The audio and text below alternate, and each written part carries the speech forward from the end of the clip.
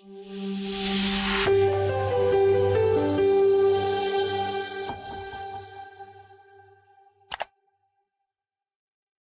I'm Meredith McKeough. You're listening to a special edition of the Marketing News Canada podcast, filmed live on site at the 2025 SocialWest conference at the Calgary TELUS Convention Centre. This episode features a conversation with one of our amazing speakers from the event. Let's dive in. We are so lucky to have Lisa Genovese on the podcast. Lisa, you are the president of BottomLine, which is a marketing agency that focuses on how to deliver great results through research-backed recommendations. So thank you so much for joining us here today. Thanks for having me. Yeah, we're thrilled to have you on. And I think the topic that you're going to be broaching here at SocialWest, but something that you're talking about to clients all day, every day, is this idea of how can you use data to inform decisions, right? Inform strategy, inform go-to-market, inform creative, all of these different pieces. And I think that's something that a lot of businesses are aware that they need to do, but they're not necessarily doing well. So what are some of the biggest challenges you're seeing with clients these days? Yeah, I think on the research side is that a lot of people aren't doing it. Yeah. They're relying on, data that's been filtered through layers or feedback that's been layers and layers of people. And they've got assumptions they haven't tested. And I think that's really where we miss the mark, is that we're building strategy on shaky ground because we're not going back to the basics and making sure that we have, just basic customer insight, basic competitor insight and landscape before we ever craft any kind of a message or try to do anything in our world. Absolutely. And I think part of that is the environment that we're into. It feels like the ground is constantly moving underneath us, right? True. Things are always changing. And so it can be hard to feel sort of like set in those decisions. But tell me a little bit more. Obviously, your process involves a lot of research-backed recommendations and then probably some flexibility built in there as well, right, as things kind of change and grow. So tell me how you build that out. Yeah, so typically we start with going right back to the fundamentals and the basics with our clients and making sure that we understand those three things I was just saying. So, customer set, competitive set, and landscape. And using that then to really develop their positioning. Once we've got positioning nailed, then we're looking at, okay, what tactics can we employ to get this out into the world and get it in front of the right audience? But that's where I see a big disconnect happening, is a lot of people are going to tactics before they've actually built their strategy, and they're kind of like building the plane when they fly it. The problem with that is then you're getting into situations where like, oh, it would have been good to know that, but the creative's already done, or oh boy, we drafted this positioning statement and it doesn't actually really make sense for this audience. And when I say this, I'm not just talking about, small businesses that are doing this. I'm seeing very large companies also not going back to those basics. And it's so important. I could preach all day long about that. But the other thing I want to say is that a lot of those small, mid-sized businesses don't want to do it because they think it has to be expensive or it has to take a ton of time. And the reality is it doesn't. It can be something as simple as having a coffee with a couple of your best customers and asking, hey, why did you choose us over the competition? What do you think we do better than the competition? And it's amazing the information that you'll get from just some simple conversations. I love that. And something I noticed that your team talks about a lot is this idea of like, what makes the brand remarkable, right? Because there is a reason that people are choosing that brand over competitors. There is a reason that folks are going with that, but you kind of have to be aware of that to know it. So you mentioned going for coffee with a couple of your best customers. I think that's great advice. Are there any other ways?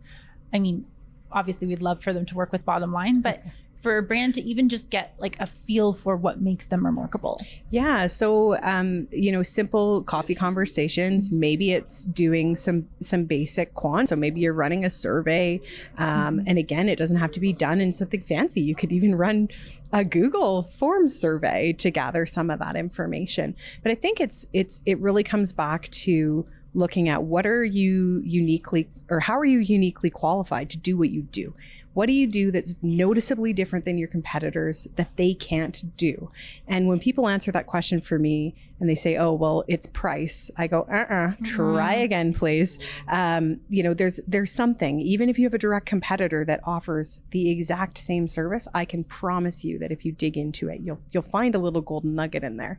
But it does come back to customer insight, there's other ways to get that. Sure, you can do desk research. I love empirical. I mean, you can go and look at what people are saying on Reddit, look at what's being said on Quora, just look at what's said online in reviews, and that'll give you a bit of a hint on what that nugget might be. Then you should go validate that with some actual research before you move forward. Yeah, make sure you're backing that up. I love that, because I think this discussion around data and using research and all of those things, it's an interesting one because there's lots of quality data sources out there that will really help you understand sort of your problem set, who your customer is, what they love about you. But there's also a lot of data out there that can be misleading, right? And if we're just sort of slapdash applying, a study I found online or someone told me this, that's where folks can really get into trouble. So when you think about what quality data looks like versus data that might send you in the wrong direction, how do you kind of differentiate between those two groups? Oh man, I love that question.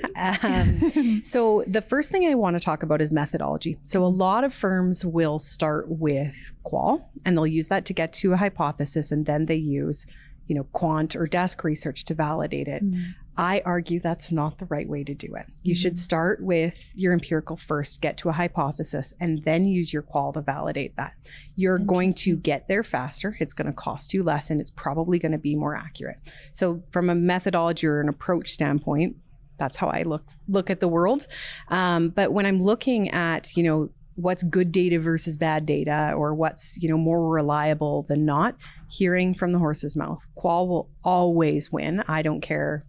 I will never back down on that. And I think it's because it doesn't matter how many studies that you can find that back up what your hypothesis is. At the end of the day, if you were hearing it consistently straight from the horse's mouth, if multiple different actual clients or customers are saying it, well, that makes it true.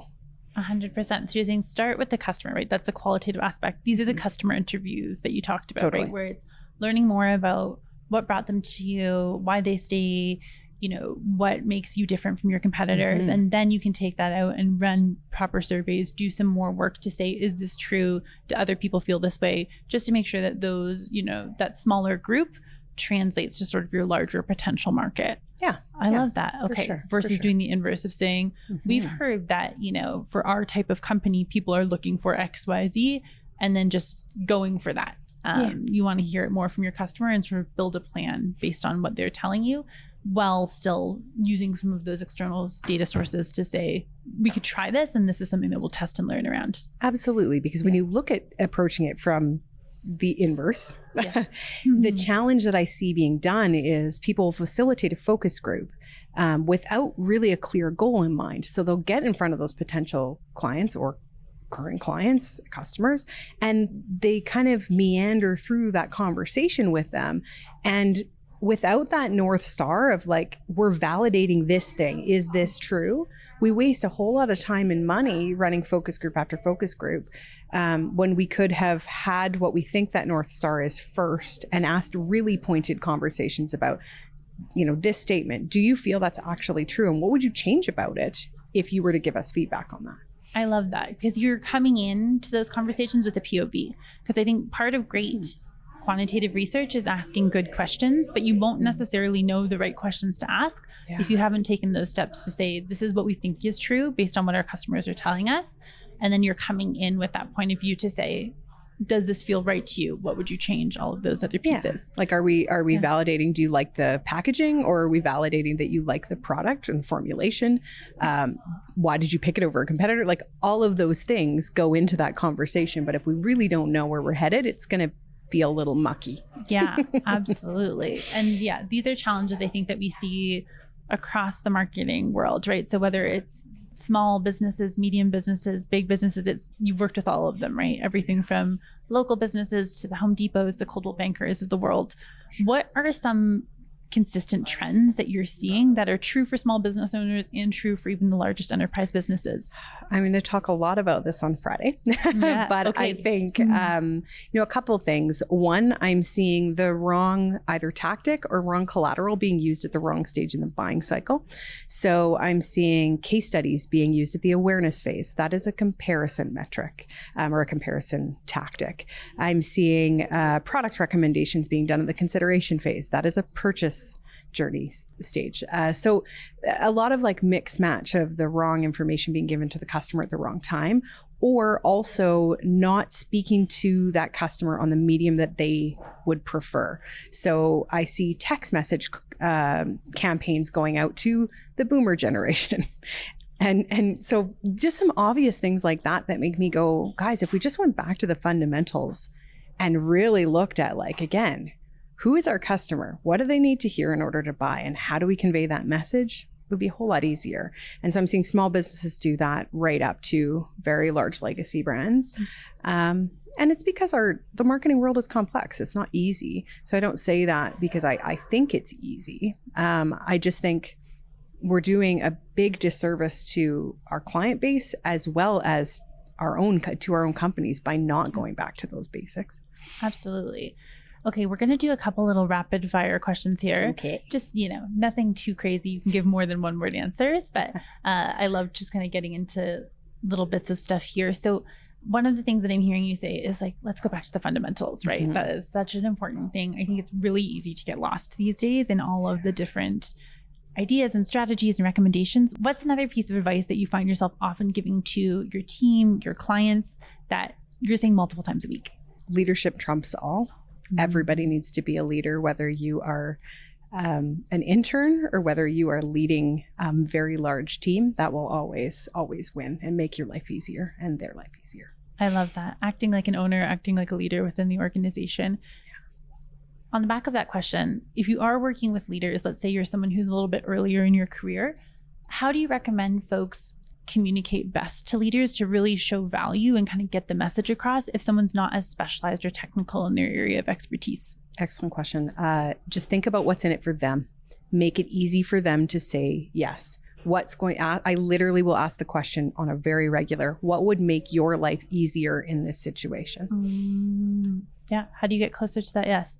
It's such good advice because we have to remember everyone has their own priorities, right? And the closer you can get to lining up the priorities of what you're working on together to their overarching priorities, the easier your life is going to be. There's direct impact. Everyone understands what we're moving towards. It makes life better. Yeah. Where do you look to for inspiration? Mentors. I'm very fortunate to have some wonderful mentors that have supported me through my career. I also lean a lot on WPO Women Presidents Organization. Have to give them a shout out. Okay, give them the plug. Yeah, a member there for years, and I walk away from my chapter meeting every month with huge inspiration. I love that. Yeah, amazing. What brands are inspiring you these days? I love some of the stuff that Under Armour has been doing as of late. I sound like I'm all about sports, but I've seen some really cool stuff come out of Nike lately. Yeah. Those are the two that are front of mind right now. I love it. Yeah. Feeling sporty. Yeah. They are doing such great work. They are across both brands. What's one goal that you're really working towards this year? What's on your vision board for 2025? A little bit more balance in my life. So I do a tremendous amount of travel. Most of it's to do with speaking and work. Yeah. But really trying to come back to like what's important, spending a little bit more time with my family, just reprioritizing. So it doesn't mean I'm going anywhere, but I'm being a little more thoughtful about what I'm saying yes to. Yeah, a little bit more intentional. Yeah. I love that. Since you are traveling a lot, what's your favorite place to travel to within Canada and then outside of Canada? I think Vancouver is a beautiful city. I love going during the cherry blossom season. Amazing. So that'd be a Canadian destination. And then you had asked where else in the world do I love? Goodness, I spend a lot of time in Latam, so Central South America. I have lots of team members there. We do lots of projects there, and I love the people. I love the culture.